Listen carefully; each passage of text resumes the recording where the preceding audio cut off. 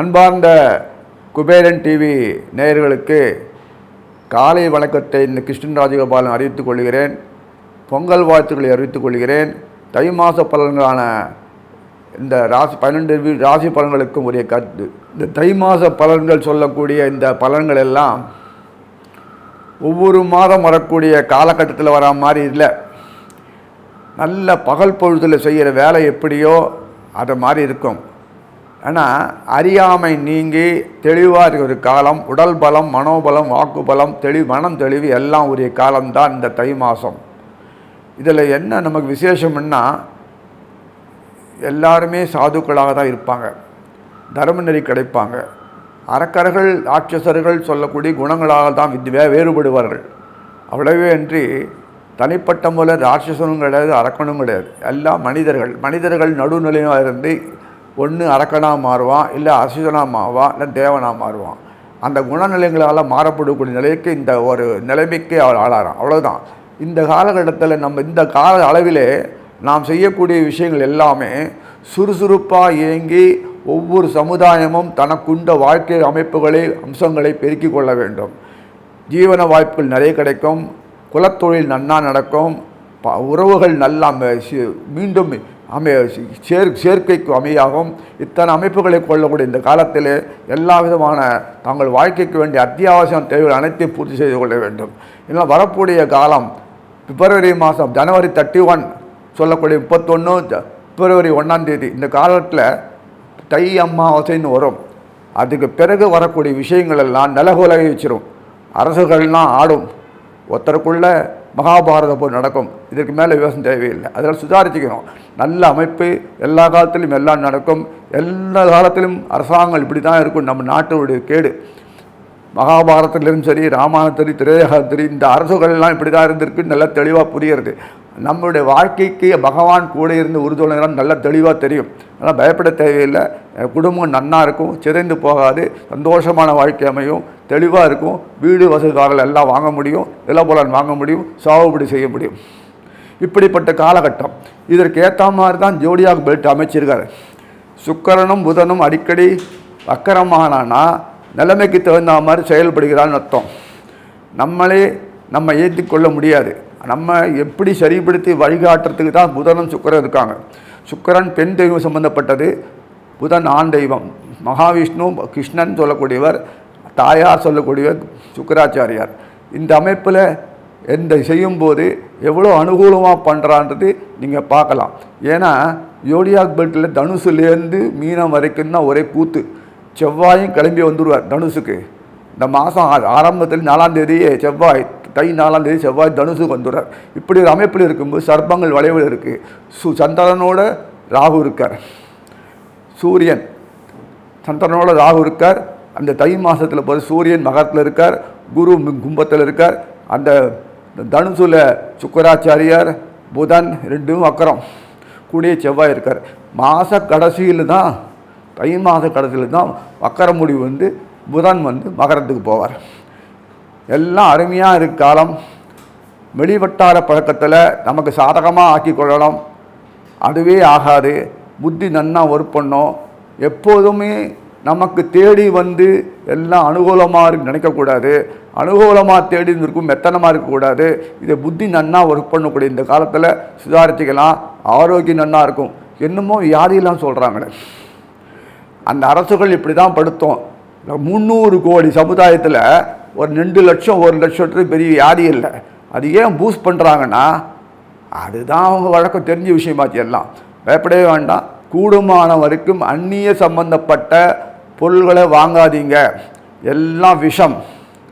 இந்த பாரத பூமியில் மட்டும் இங்கே விளையக்கூடிய பொருள் மட்டும் சாப்பிட்டா தான் ஆரோக்கியமாக இருக்கும், தெளிவாக இருக்கும், எளிமையாக இருக்கும். எல்லா நேரத்திலும் நமக்கு வயசான தோற்றம் கொடுக்காது. தெம்பாக இருக்கலாம், பலத்தோடு இருக்கலாம், குடும்பம் சந்தோஷமாக இருக்கலாம். அவனும் நம்மளும் பேக்ட் ஜாயிண்ட் அனுப்பிச்சு பகவானோட உறவு கொள்ளலாம். இந்த அமைப்பு எந்த நாட்டும் கிடையாது. பணம் சம்பாதிக்கிற மோட்டிவேஷனில் போயிடாதீங்கோ. கோட்டை விட்டாச்சு, ஒரு பிரயோஜனம் இல்லை. அதனால் காலம் கடந்து யோசிக்கிறதுக்கு முன்னாடி சுதாரிக்க நல்லது. தை மாதம் வரக்கூடிய அமாவாசை பிறகு வரக்கூடிய காலங்கள் மிகவும் மோசமாக இருக்கும். நம்ம நாட்டு கிழக்கு பகுதி, மேற்கு பகுதி சம்பந்தப்பட்ட வடமேற்கு, தென்கிழக்கு பகுதி நாடுகள்லாம் பலத்த சேதாரம் ஆகும். நான் கெடுதலுக்காக சொல்ல வரல, எச்சரிக்கையாக இருக்கணும். நம்ம பொழைப்புக்காக வெளிநாட்டுக்கு போனோன்னா கத்தம்படா வெளியில் வந்துடுங்க, அவ்வளோதான் சொல்லுவேன். வேறு ஒன்றும் சொல்கிறதுக்கு இல்லை. குழந்தைகள் எல்லாம் நல்லா தெளிவாக இருக்கும், ஆரோக்கியமாக இருக்கும். அதில் எந்த விதமான மாற்றமும் இல்லை. ஒரே புதுசாக யாரையும் சொல்லி பயமுறுத்தின்னு இருக்காங்களேன்னா பயப்பட தேவையில்லை.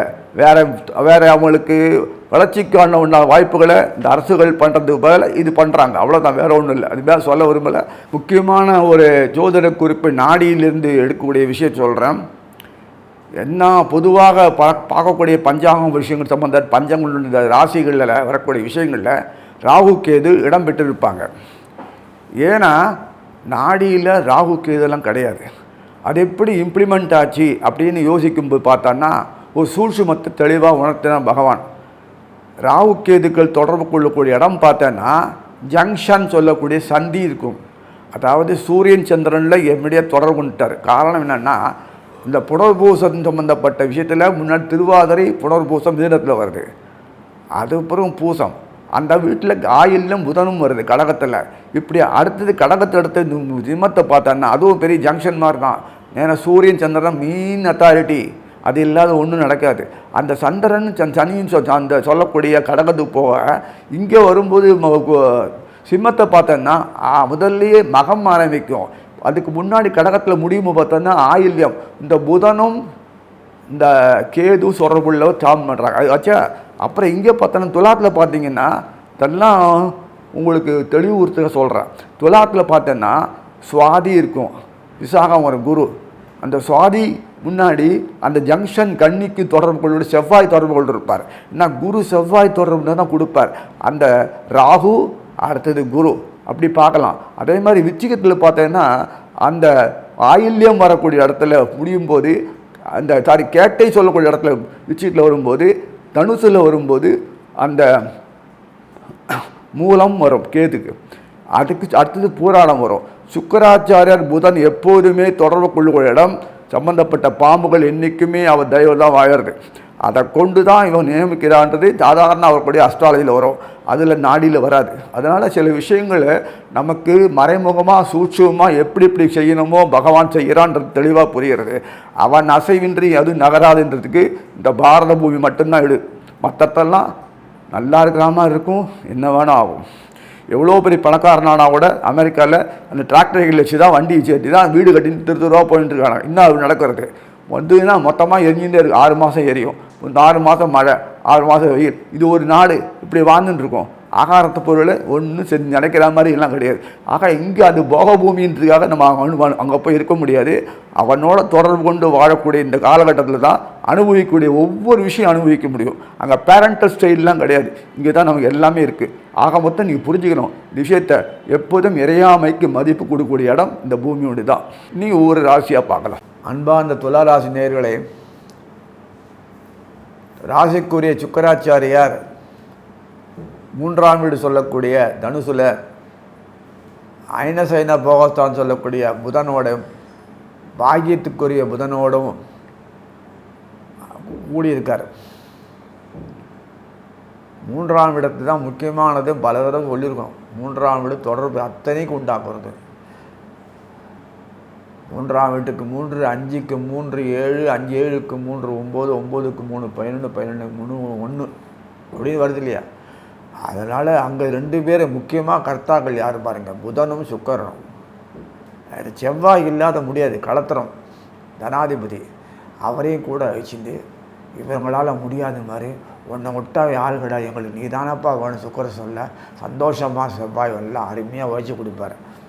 இந்த புதனை மறைவு ஸ்தானத்தில் கொண்டு பூர்வ கொண்டுன்னு சொல்லக்கூடிய அந்த வீட்டில் கும்பத்தில் குரு உட்கார்ந்துருக்கார். சுகஸ்தான் சொல்லக்கூடிய 4ஆம் இடம் மகரத்தில் சனீஸ்வரோட சூரியன் இருக்கார். இந்த மாதம் தை மாதம் இல்லையா?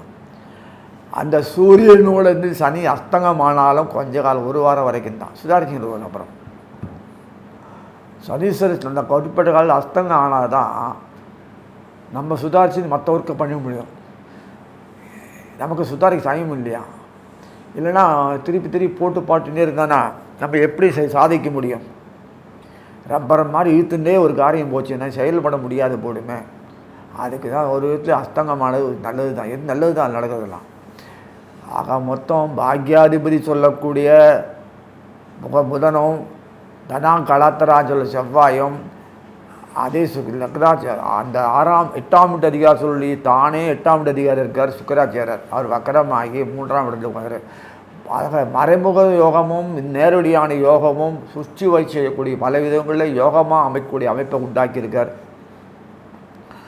சூரியன் சுகஸ்தானத்தில் போய் சொல்லக்கூடிய சூரியன் உட்கார்ந்துருக்காருன்னா சனீஸ்வரன் உட்கார்ந்துருக்கார். பூர்வ புண்ணியத்துக்கும் சொல்லக்கூடிய கும்பத்துக்கும் சனீஸ்வரர் உண்டுனால அந்த ஒரு பிரச்சனையும் இருக்காது. அது நல்லாவே அமைப்பில் இருக்குது. சசயோகம் உங்களுக்கு உண்டாகும்.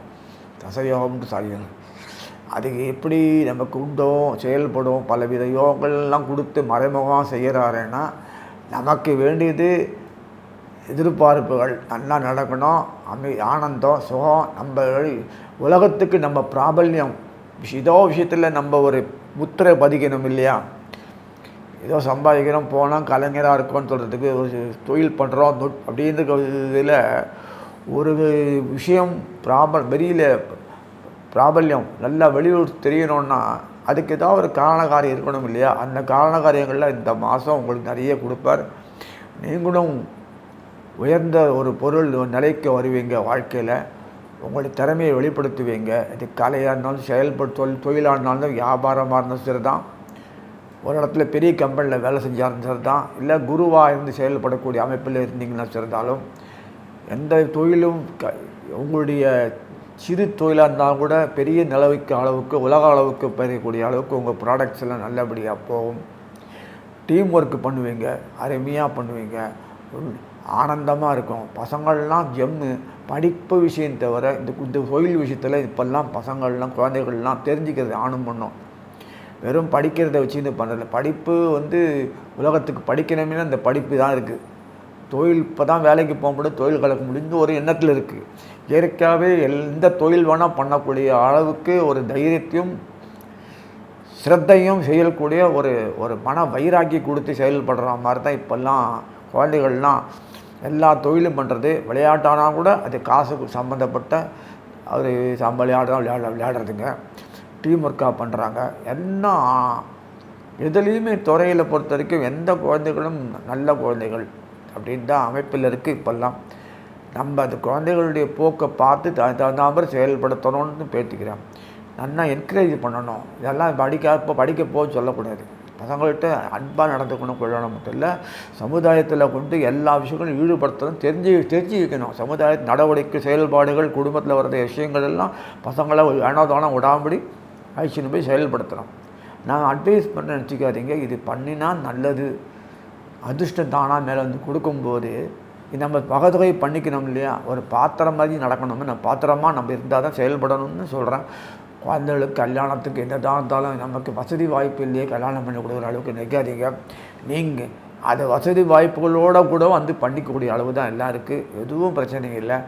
வாழ்க்கையில் தன் வீட்டுக்கு மறைமுகமாக சுக்கரன் 8ஆம் வீட்டுக்கு போன சுக்கரன் உங்களுக்கு 3ஆம் இடத்துல உட்காந்து செஞ்சு கொடுக்குறான்னா, அது வக்கர நிலையாக செஞ்சு கொடுக்குறான்னா ஒரு நல்ல விஷயந்தான், ஒரு பிரச்சனையும் இல்லை. ஆக எல்லா காலத்துலேயும் நம்ம எதிர்பார்க்குற மாதிரி இல்லை.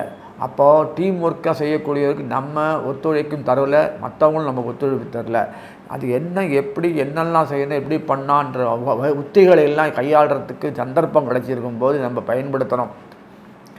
தொடர்ந்து இந்த அமைப்பு இன்னும் சில காலங்களுக்கு இருக்க தான் செய்கிறது. எத்தனை கஷ்டங்கள், இடர்கள், தொல்லைகள் இந்த மாதிரி வரக்கூடிய அமைப்பு தை அமாவாசை அன்றைக்கி பிரச்சனைகள்லாம் உண்டாகக்கூடிய அமைப்பு தான் இருக்குது. அரசாங்கத்துக்கும் நம்ம சுற்றி இருக்கிற நாடுகளுக்கும் வருது. பிரச்சனைகள் வரதான் செய்கிறதுன்றதுக்காக நம்ம பயப்பட முடியாது. பயப்படுறதுனால ஒரு காரியம் கிடையாது. எப்படி சுதாரிக்கணும் கொள்றோன்னா முன்கூட்டியும் பண்ணவும் முடியாது. அது எந்த விதமாக வரும்னு சொல்லிவிடாது. ஆக இந்த வியாதிகள் தொடர்ந்து பயமுறுத்தின்னு இருக்காங்களேன்னா வேறு ஒன்றும் அவங்களுக்கு கவனம் செலுத்துகிற மாதிரி இல்லை. அதனால் அப்படி இருக்குது, அவ்வளோதான். எதுவும் நம்ம சுத்தமாக இருக்கிற வரைக்கும் எதுவும் பண்ண முடியாது. மனசு சுத்தமாக இருக்கணும், தெளிவாக இருக்கணும், நம்ம குடும்பம் நன்னா இருக்கணும், நம்ம சம்பந்திகள், நம்ம உறவுகள்லாம் சம்பந்தின உறவுகள்லாம் நன்னா சேர்ந்து தீமை இருக்கணும். அல்ப காசுக்கு சண்டை போட்டு சொத்தை பிடிச்சதுக்கு போய் இனிமேல் சொந்தமாக நிற்கிற அளவுக்கு நாங்கள்லாம் இருப்போம். வரிசைகள் நன்னா அங்கே ஒத்துழைப்போம். எதுவும் பகை பாராட்ட மாட்டோம், பகை உணர்ச்சி இருக்காது. நாங்களுக்குள்ளே எப்படியும் வாழ்க்கையில் எல்லாம் நிறந்து இருக்கணும். எங்கள் தொழில் வம்சாவளி தொழில் நல்லா சிறப்பாக இருக்கணும். நாங்கள் அதுக்கு என்ன பண்ணி வருவோம். எங்களால் சிறு தொழில் போட்டால் கூட நாங்கள் இது வாழ்க்கைக்கு உண்டான வசதிகள் பண்ணுவோம், செஞ்சுவோம். அதனால் எங்களால் முடியும், நாங்களும் வாழ்ந்து காட்டுவோம், நாங்களும் திறம்பட பில்லியனர் ஆகும் சொல்லி உங்களுக்குள்ளே ஒரு டீம் ஒர்க்காக பண்ணி பாருங்கள், நன்னாவே இருக்கும். அந்த கலைஞர்கள் பெரும்பாலும் துலாத்தில் தான் வருவாங்க, ரிஷபத்தில் இல்லை. துலாத்தில் வர கலைஞர்கள் தான் ஷயர் தெளிவாக அழகாக இருக்கும். அவங்க படைக்கக்கூடிய பொருள்கள்லாம் பார்த்தா ரொம்ப அருமையாக இருக்கும்.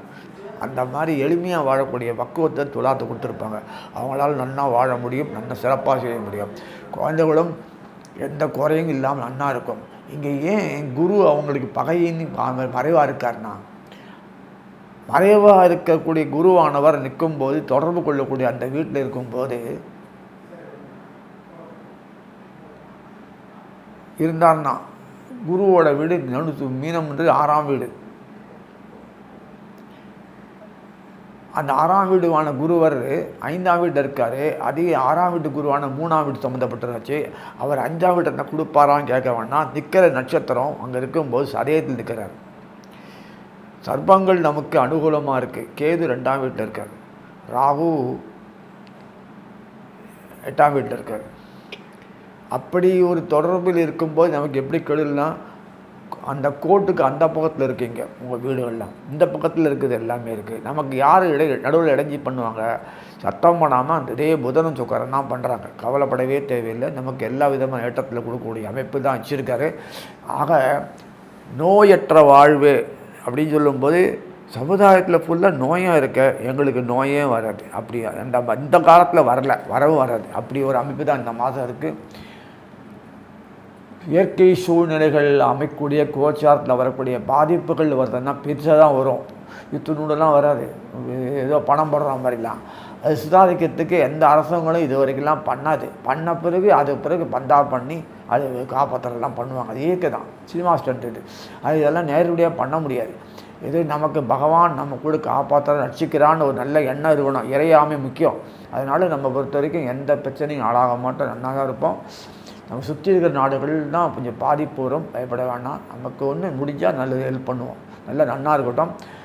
குழந்தைகள் வெளிநாடுகள் போகக்கூடிய பாக்கியம் இருக்குது. இப்போல்லாம் பெரியவங்களும் போகக்கூடிய பாக்கியம் இருக்குது. தகுந்த மாதிரி போய்க்கோங்க, அதுக்காக சம்பாதிச்சுக்கோங்க. ஏன்னா இந்தியா ஒரு நாளும் பணக்கார நாடு ஆக முடியாது.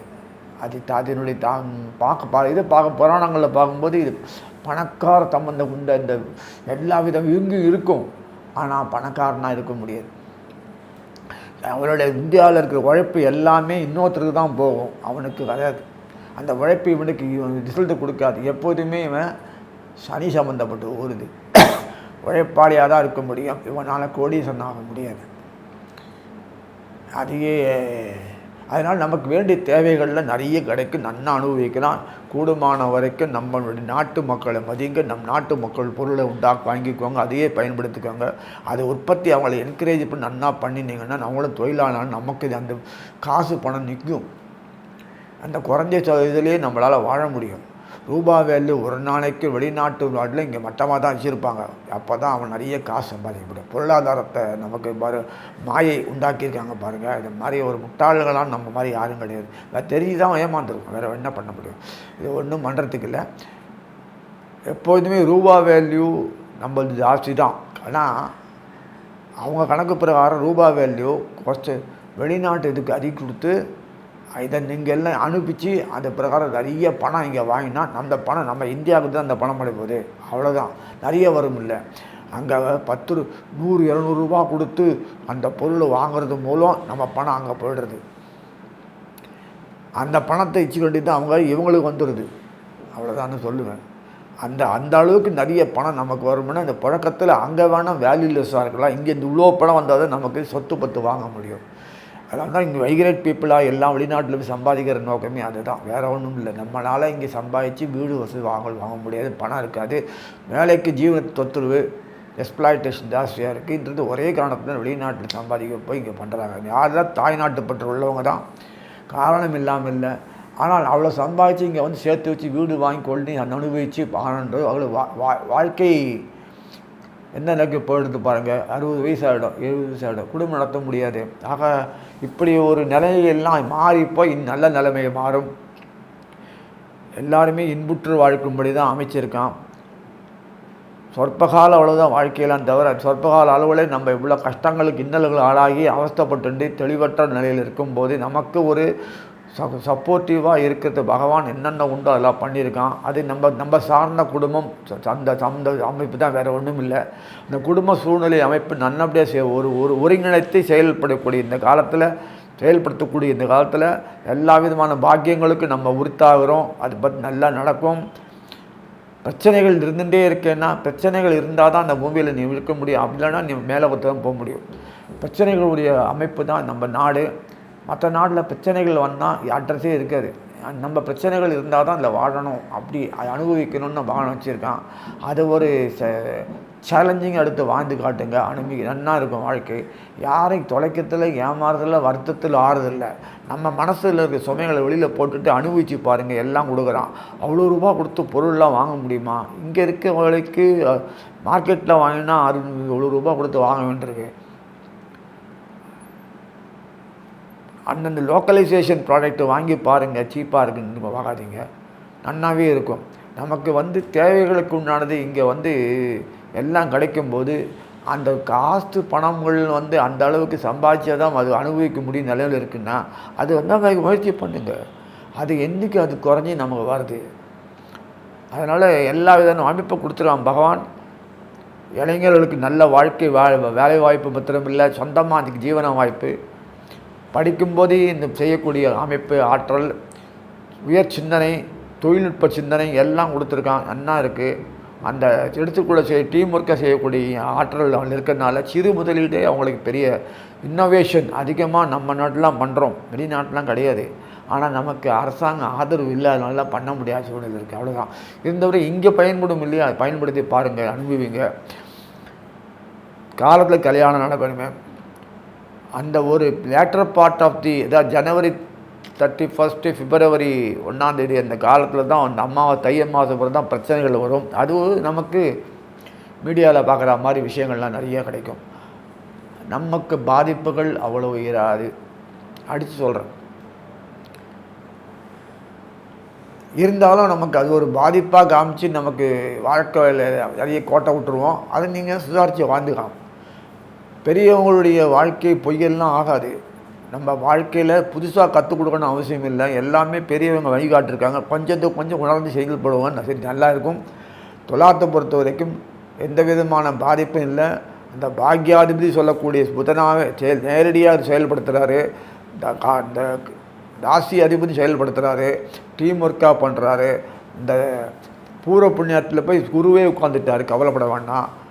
பூர்வ புண்ணியத்தில் குருன்னு தான் கெடுதல்னா மற்றவங்களுக்கு சுக்கர சம்மந்தப்பட்ட ராசினார்களுக்கு பூர்வ புண்ணியத்தில் குரு உட்காந்தா நல்லது கொடுப்பார் அப்படின்னு ஒரு லா இருக்குது, சட்டம் இருக்குது. அதனால் எல்லா வீட்டிலும் ஏற்றமாக காலமாக இருக்குது, அமையும் என்று சொல்லி வாழ்த்து அமைக்கிறேன்.